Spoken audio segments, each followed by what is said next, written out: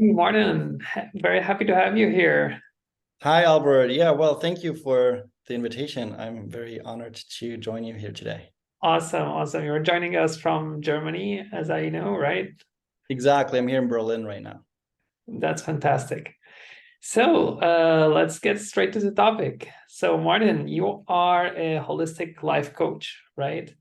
You Yes. helped many people, I bet, and we are very fortunate and lucky today to have you with us to get a little bit of your experience and some of the advices. So please tell us, what is it like at your work? What kind of issues that you face frequently with people, and how do you deal with that?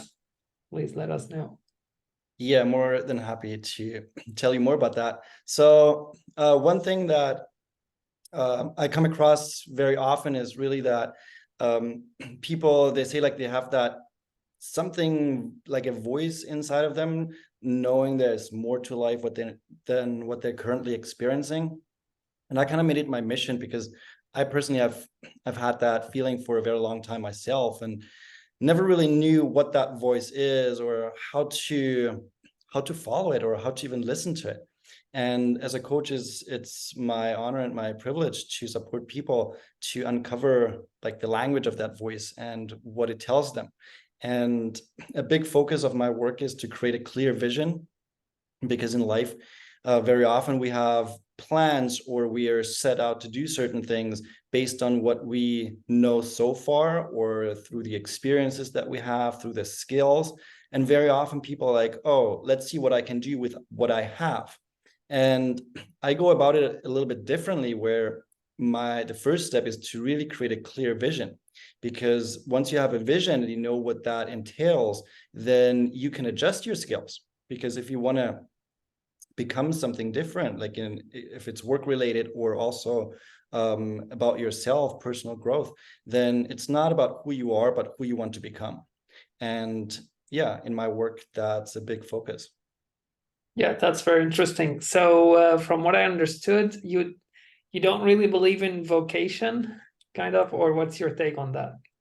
Well, I do, but it's really, I mean, you probably know the Ikigai concept as well, and it's really about a combination of different things.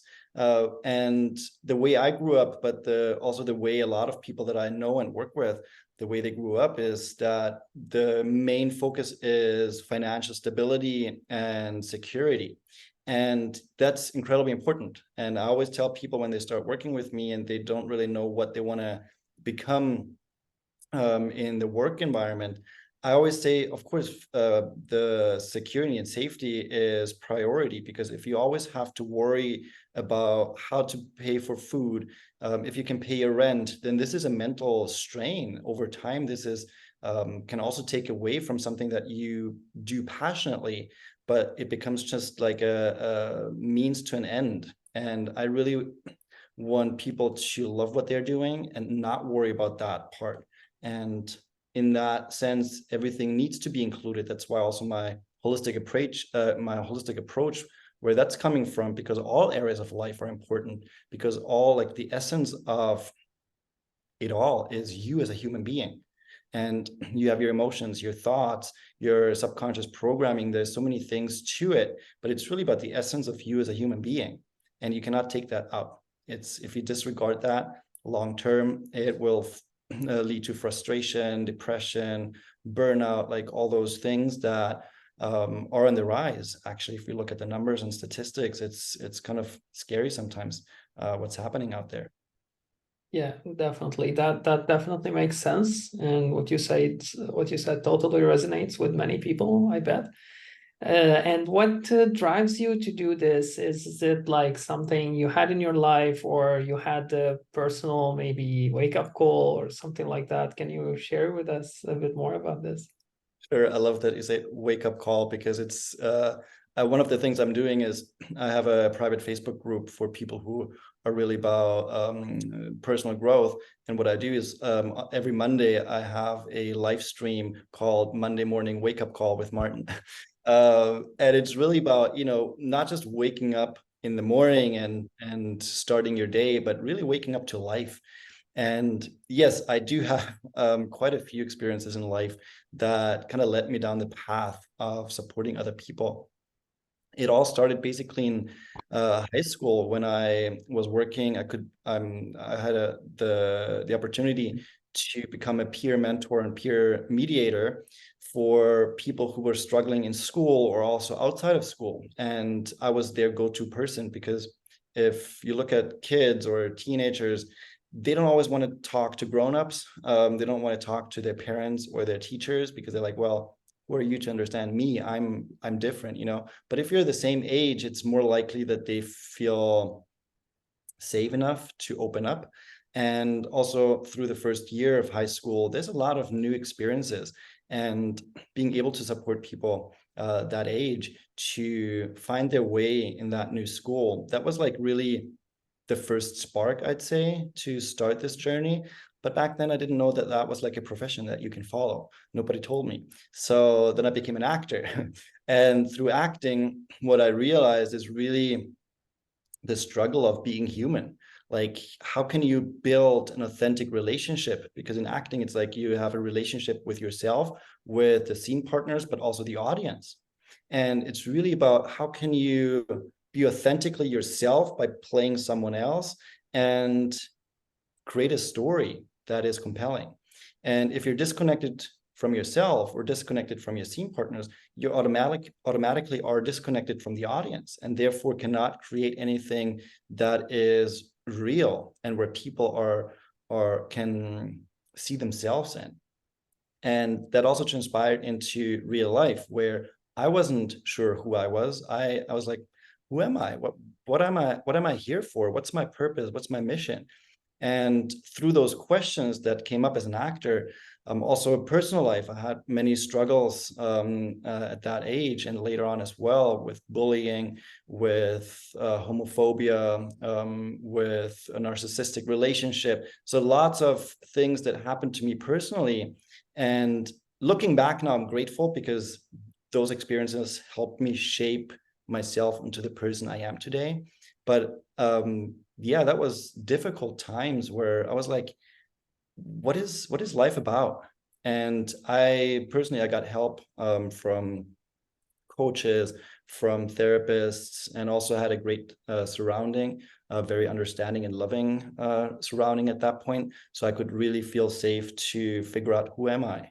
And once I experienced that myself, I was like, I want to pass that on, because I believe in that saying, every person or every human being is born with the birthright to be happy and to be loved. And if I can be part of that and support people to feel loved and feel worthy, then this is the greatest life mission I can imagine. Yeah, Martin, this is very inspiring, and I'm sure you are on that mission and you are doing that already. So this is a great job. And you mentioned about the people that are around you, how they affect you, and you were surrounded by good support network. And what do you think of people who are not very blessed to have this support network? Or also, what's your take on how to deal with people that are actually playing a negative role in your life and they are holding you back from actualizing yourself and reaching your potential and finding your purpose? Because you might have an idea or a dream or something, but many people will tell you, no, this is not for you, you can't make it, or just all sorts of like bashing, you know. So how do you deal with this in your work or with Powerful people? question. Powerful question. I think there's no one answer to it, because you're touching upon a multitude of different topics. The first step in changing anything per se is really to create awareness. Very often we're not aware that we are in a negative environment, because we might love our family, we love our friends, we want to support them or feel like we are supported. But what we also have to realize is that all those people, including ourselves, we are running on subconscious programs, things through experience or from early childhood, the belief system that we have. the habits that we have. Not all of that is basically ours, but it's still part of the version that we are in this very moment. So creating awareness of who is really around me and how does it affect me, but also what kind of part do I play? Because it's not just about the people around you, but it's really, it starts with you. And very often what I realized is that we wait for the outside to change, and then we're like, okay, then I'm going to change myself. I'm going to be someone different. I'm going to feel something different. In one of the earlier seminars that I attended, where I tried to figure out, or where I actively was on that journey of figuring out who I was, they had a great concept of how society most of the time works and how to transform it, or how to change it so that you can transform. And society very often goes from a have, do, and be mentality. So it's like you have to have a job, an education, good grades, then you can do a good job, you can go on vacation, and through that you can feel happy and relaxed and feel some kind of freedom, or whatever the emotion might come from. But that's through that kind of system, you're always depending on the outside environment to give you something so that you can feel better. But not everybody has your best interest at heart, because we're the person that is most important to us is usually ourselves. Of course, there's different ways of seeing that from narcissism or self-love perspective. I personally, I put myself first, not because I don't like anyone or I don't care about anyone, but I know that if I look after myself well, if I have positive energy, then I can also support other people way better than if I don't feel grounded, if I feel negative, frustrated, because then that's the energy I'm going to share with people. And when we look at the environment and we create that awareness, okay, you know, like you said, there are people out there who don't have that gift from the start, from the beginning of their lifetime here in this present, that they don't have positive people around them. Then it's very, very important to first create that awareness and then start with yourself. Look at yourself. Look at how do you want to feel? How do you want to be? Who do you want to be? Who do you want to become?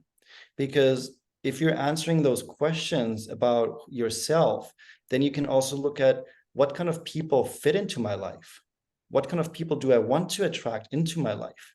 And then you can be a little bit more selective. Because if we go from what also very often happens is that we fill spaces with people, not for the reason or not for the purpose of having the right people in there, but more for the reason that we just have anyone, because otherwise we might feel lonely. So again, in that situation, we're waiting for the outside to fulfill a need that we could give ourselves. And I always suggest, if someone doesn't have anyone around them who is anywhere close to positive energy, then rather be by yourself than be surrounded by negative people, because like they say, one spoiled apple spoils the whole basket. And most importantly, don't be that spoiled apple. Make sure that you are the best version that you can be and share that with people, because who knows, you might have a very positive influence on those people around you and they start changing. And that is also very powerful. Yeah, that's definitely right. But it's also easier said than done, because when you are in this place and you are lonely and you can't find anyone, it's really hard to push through life and reach the things that you want. Because also here, I remember something I read from the book, The Happiness Hypothesis, where he says that happiness comes from in between. Like not only from within, but it's like from in between, where you will find your balance between yourself and your surroundings, or like the circle that you are dealing with. So that's also important. Yeah, and it's very challenging, but I'm sure like there are ways, and as you mentioned, it is possible to do it this way. So now moving to another topic, what is... Can I circle back to just one thing you said? Yeah. When I mentioned before, like the awareness and with working on yourself, that's like you said, it's the one part of that circle. Of course, we are, in my belief, we are here on this planet to experience also the physical things outside of us. Just having it up here in your mind or thinking about it, of course, it's, I mean, it's fun to attract things into your life, to have physical objects or whatever it might be that you want to experience. So I totally agree with like the in between. So it's important to experience both, but it's more effective to start with yourself because you have more power over yourself than over other people. Absolutely. Yeah, that makes more sense. And my question was, how would you identify what's limiting you in your life? What is the process for that? Because we mentioned one part that is the surrounding environment, but I'm sure you encounter like many other limitations or kind of factors that could limit you. How would you identify that usually? How would you advise people to go about this? So what I always do when I start working with someone is I use the Wheel of Life. The Wheel of Life is a tool where you can get a lot of understanding of all the different areas of life where you are currently, and then also develop the process of how to utilize it to create a vision and basically a plan for the goals that you have in those areas. And but I get that kind of from Bob Proctor. I was a student at the Proctor Gallagher Institute for a year. And what I learned from there, what he said so perfectly, is that if you want to look at the programming, and programming is like really those belief systems that we have, the habits, then the first thing we can do is look at the results that we have. Because based on the results, very often we can look at the subconscious beliefs that we have. So very often, for example, when it comes to money, when we have a lack of money and we believe that money is not there for you to have, or it's evil, then you can look at like, okay, where's that coming from? Whose belief is that? And what does it do with me? Are you then a person who is not really in a positive vibration in that moment because and with the vibration, because everything is energy, so what we feel, it's also felt on the outside. So when it comes to human interaction, where also money in the end is coming from, either through employment, or if you work if you have your own business, through clients, it's all about where is it coming from? Is it coming from a positive or from a negative vibration? And if I'm sitting here and I have a conversation with someone who might become a client, and I'm going in there with that vibration of lack, then they will feel it on a subconscious level. And it's also the intention behind it is not pure anymore, because then it's about the money and not about me serving the person. So it's really, if you look at the results and also the reactions of your environment, you can get a clear understanding of what's going on within me. And especially if you don't know, or if you don't have a process how to really understand yourself, that can be the first step to get more clarification on that. And I always think the more, because personal development, awareness, all those things, it's also a habit. So the more often and more frequently you do it, the more experienced you get, and the quicker you can also pick up on your own thoughts, on the results, on programs that you might have. So practice, start somewhere. Don't feel like you have to be perfect, and then you start, really start somewhere. And it doesn't, with personal development, it doesn't matter where you start, but just start somewhere and take small steps. Right. Yeah. It's all about breaking the habit of being yourself, right? Absolutely. I think the book is right behind Oh, me. yeah, it's a great book, and it's very informative that everything we do is a habit, and even our own personality is a habit, because we are repeating everything we do every single day. And Absolutely. yeah, and it's very inspiring that we need to shift our mindset into the things that we really want in life and to change this habit.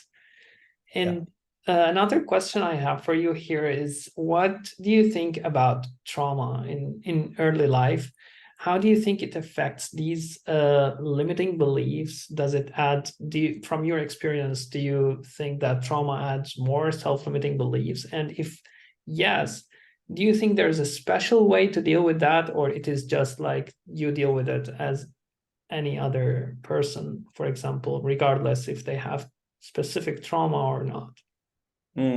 So with trauma, the thing is, sometimes a situation or an experience that has a traumatic effect, and I'm not a psychiatrist, psychologist, so this is coming from like a personal standpoint, but or also from a coaching perspective, because I don't like to categorize when I work with people, but so it's not like on a scientific level that I'm speaking here. Yeah, just to make that's an observation. that disclaimer. So in my experience with trauma is like sometimes we don't even remember situations, but it comes up later. Sometimes like in relationships, for example, if we look at relationships and we feel like it's not working out, there's always something that comes up, and we might not remember certain things that happened in our childhood that created a traumatic experience, but it's in our subconscious, it is programmed and saved as that experience, and it might have a very, very big influence later on in life. So having said that, of course, it's then important to see, okay, where's that coming from? And what's, like I said before, what's my part in that? And not just put it on the other person and say like, oh, it's their fault, but it's like, because it's an equation basically, and I'm part of the equation. So it's important to figure out where is it coming from and how do I want it to be? Because like you said, with breaking the habit of being yourself is really about creating that awareness of where I am right now, and then looking at who do I want to become? How do I want to feel? How do I want to be programmed subconsciously? And then you don't necessarily need to look at the past anymore. Of course, there's cases where it's very, very important to go into the past first and then resolve certain things from the past. But more often than not, what we can do is we can look into the future and say, who do I want to become? And then start implementing those habits and thoughts of that version that you want to grow into. It's kind of like acting, because in acting, it's also, you have a new version, basically a different character that you are creating through different methods of acting. And then you have to start thinking like, what is their thoughts? What's their emotions? Who do they want to be? Why are they acting the way they're acting? And you're kind of growing into that character, and that character becomes reality. That character has those emotions. It's not fake. Like, it's real emotions that, if you're really diving into it, it's real emotion that comes up. The same you can do in real life. I mean, it's like thoughts create images, images create emotions. So whatever we are thinking about, if we focus on the past or if we focus on the future, through those thoughts, we create images. And depending on what we choose, it can either then trigger a positive or negative emotion. Yeah. But then, of course, there are traumas where we do remember and we have those images vividly in our mind. It can also happen later on in life. If you're now, I mean, nowadays there's a lot of violence all over the world. And if you are in those countries, in those places, those experiences can create trauma, because it's a traumatic and very negative impact all of a sudden that is then imprinted into your subconscious. You could also see it 9/11, where there was a lot of violence towards specific people, and it lasted for a long time. And it's not because it's the fear of those people, but it's the fear of, or the trauma that is triggering that fear, and that is kind of taking over and becomes its own strong program. And then it's important, if that is happening, that you create, because our mind, we can reprogram pretty much everything. So it's important to really start again with the awareness of like, okay, why is this happening? Why do I feel this way? How do I want to feel? And then slowly start creating new habits. And habits is also kind of thoughts or habits, because most of the thoughts that we think every day are the same as yesterday. So if we want to change something subconsciously, then we can start with the thoughts and then create a new program. Yeah, that's very motivating. And the idea that focusing on the future, that is necessary, rather than not always do we need to visit past events and revisit our whole past, because this might be discouraging for some people, like, oh my God, I need to fix all of this before becoming the best version of myself. But this is not really the focus here. The focus is on our future. And I think this is, yeah, very inspiring. And last thing before wrapping up, I wanted to ask you, like, from your experience as well, what is, like, we identified, okay, we have limitations, we have self-limiting beliefs, we have programs in our subconsciousness, and we are on the journey now to reverse that, let's say, and reach our full potential. But from your experience, what are the most challenges that you might face on this journey? And what is the, let's say, the easiest way or the most prominent way to overcome them? So I think one of the two parts what I experience very often, especially in coaching, is first of all that people might not have the, either from themselves or from other people in the past, have not heard it's okay, that whatever you're feeling right now, it's okay, it's valid. You don't need to push it down. There's no need for shame or for feeling like you're less than anyone else based on your experiences and based on your emotions or whatever it is that you're going through. And just giving someone the space of saying it's okay who you are, at the same time telling them where you are right now, you don't have to stay there, but if you want to, you can choose and look into the future. That so often opens a lot for people. I have it so many times, especially when there's specific, like, traumatic experiences in the past or certain labels that they kind of got pressed on them. When they come to me, I'm like, you don't have to go into the past. If you don't want to, we can talk about the past, but I'm not here to tell you you have to. If you want to, we can go into the future. It's up to you. And very often those people are like, what? Did I hear that correctly? I can choose what I want to focus on. So that by itself, giving people the space and the room to feel okay who they are and giving them a choice, can open up so many doors for them to change. So that was part of the first question. What was the second question? How we can effectively change it? Yes. I don't think there's a one way that works for everybody. I think it's a very individual journey because we're all different. We all have different experiences. We all have different programs, habits, all that. So I'm not in the position to say this, like, do this and then everything is going to change. Of course, what I mentioned before with creating awareness, and also awareness goes into becoming aware of what do you want? Who do you want to be? Like, connecting it again to the vision. That's most of the time the most effective first step, because that way you can create you can start dreaming about a life that you want to create.